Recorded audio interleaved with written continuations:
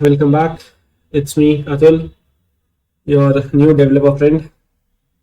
So, yesterday I talked about uh, the new thing that I have started as a part of my life, that is this YouTube channel. So, I think let's continue it with a value addition that I can do in your life, and it is sharing my experience with the setup of the operating system that I use. Because at the end of the day, we all know that the thing that we use the most is our operating system. Let it be Android or let it be your PC. Today, we will be talking about the PC part that we use in our life a lot. So, right now, as you can see, this is a beautiful wallpaper that I'm using, a very aesthetic kind of clock. So, let's start. The system that I'm using right now is Kubuntu.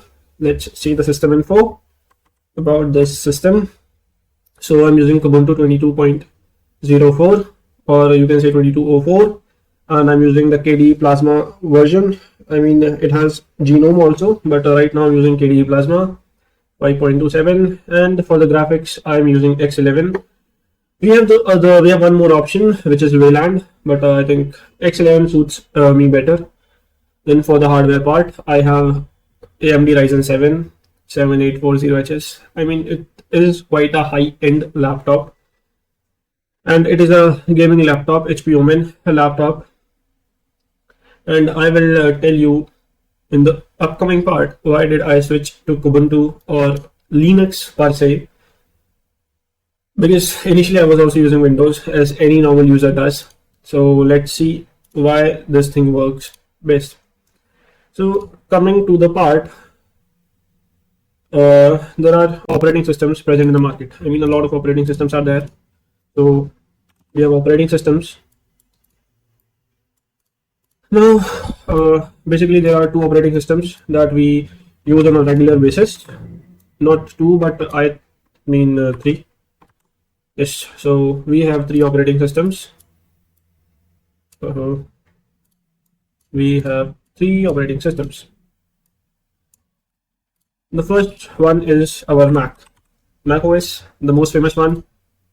Then comes our Linux, which is quite famous among the developers, and then our Windows, famous among all. I mean, not for the developers, but still a lot of developers use it in their initial phase. Initially, what I was using was Windows. Obviously, I didn't have the money to afford a Mac at the point of time, so I did go on with Windows. Windows is a perfect choice for a lot of people, like a lot of businessmen or normal people or teachers or developers, even in their initial phase, and students especially. They use Windows. They start up with Windows because it is very user friendly and very easy to use.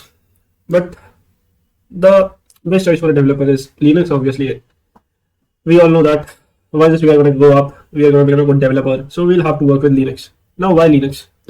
First thing, it is open source, and many developers use Linux for many reasons, but one of the reason is it being open source. So open source is something for which the source code is visible to you. Like, you can just go onto the internet and see the source code of different kind of Linux. There are a lot of people contributing to it. So Linux is something which is transparent. You can see what is working in it, what data it is taking of yours, or how to change it as per your needs. Windows is quite fishy in this matter. It uses a lot of your resources, and it is not privacy first operating system. This is a major reason why people don't use Windows and go with Mac. Mac has a lot of privacy features, but Mac comes at a price. You cannot use a lot of things, a lot of workarounds that you can do in Windows, but you can do that in Mac. So the three operating systems in our PC are these ones. Right now, this is the one I'm using, Linux, or particularly if I say I'm using Kubuntu. Now, initially I was using Windows. I'll tell you why did I switch away from Windows. But let me first tell you what I do. So right now, what you guys can call me is typically an Android developer. I do native Android development. Initially, I did that in XML. Right now, I am doing it in Jetpack Compose. Now, what was the problem with Windows? Obviously, I switched it because I had a problem with it. The problem was Windows is very resource hungry. What Windows is? It is very resource hungry. Windows is very resource hungry. It needs a lot of resources. Like you guys just see, I had 14.9 gigs of RAM, but Windows used to use it, or I mean, all of my RAM was being used when I was using Android Studio, because when we work with Android development, or you can say app development, so we use this tool called as Android Studio, which is provided by Google. So this is the IDE that we are using. Like you guys must be using VS Code or something. And Cursor, I mean Cursor, who does not know about Cursor, right? This is the era of AI. Everybody uses Cursor. I also have used it. I'll tell you in future about those things also. They are a great part of my memory. Something that really, is nostalgic to me. Now let's come back to the topic. So Windows is very resource hungry. There is one more thing that is wrong with Windows, that is networking permissions. Windows will not go very well with your network related things. They fail with Windows. So I had to switch to Linux. I'll show a lot of things after this. So I'm an Android developer. Now let me show you why did I switch to Linux. Right, see my system monitor. See, right now 8 GB of RAM is being used, out of which 1 GB is being used by Chrome. This almost 1 GB is being used by my WhatsApp. You can see over here. Else is being used by the OBS Studio and all these things. Even my Android Studio is working. See, right now water is there. So when I'll start it up again, like I will reboot my system, it will be using around 2 GB of RAM. And CPU usage is also very minimal. Now with Windows, there is also a very big problem with gaming laptops. And that problem is of battery. Now obviously you guys want a battery, and Mac is a very good to go option when you guys need battery also. Mac will give you a battery of around, as far as I have heard, it can give you a battery life of more than 10 hours, right? You can get a battery life of more than 10 hours. And when it comes to Linux, even on a gaming laptop, I can promise you guys a battery life of more than 6 hours, right? More than 6 hours. I mean, I personally am using Kubuntu. I can get a battery life of more than 6 hours. See the battery, it is right now fully charged, and my battery is already at 69% of health. Like as you use your laptop, the battery health degrades. So mine is right now 69, and still I can get 6 hours of battery life out of it. So you guys might probably get around 8 hours if you switch to Linux and do the correct settings and all. You'll have to do tweaks here and there. So this is all about the operating system which I use and why I use it. Obviously Mac is not affordable. Windows has got a lot of problems. So Linux is the best options. It is the best operating system out there for a developer. So you guys must also use Linux, because you will get into a habit. As you'll go into the industry, you'll have to use Linux only. Now let me show you guys what I plan for my upcoming year. There are a lot of habits that I have to build. First is the sleep. The sleep of developers is really messed up, yaar. I mean, you guys won't believe that there are days when I'm sleeping at 3 and 4 and I have to go to my college at 9. So I'll have to wake up at 8, which just fucks up your sleep cycle a lot. And it is really bad for your body. You must drink, and I'm aiming to drink at least 4 liters of water every day to keep the body hydrated. And it is a good practice to have a lot of water. Work out. I have planned to go to the gym even previously, but it is not as easy as it looks. Reading, obviously, a very boring task when it comes to developers. They don't like reading at all, because you get into tutorials thing a lot. So I am thinking of developing a reading habit. Then lead code, obviously, are tier 3 college, and if you're not going to DSA, you're not going anywhere. And GSOC, I think most of you guys will have a knowledge of GSOC, what it is. So what is GSOC? Let me tell you quickly. So GSOC stands for Google Summer of Code. GSOC is for Google Summer of Code.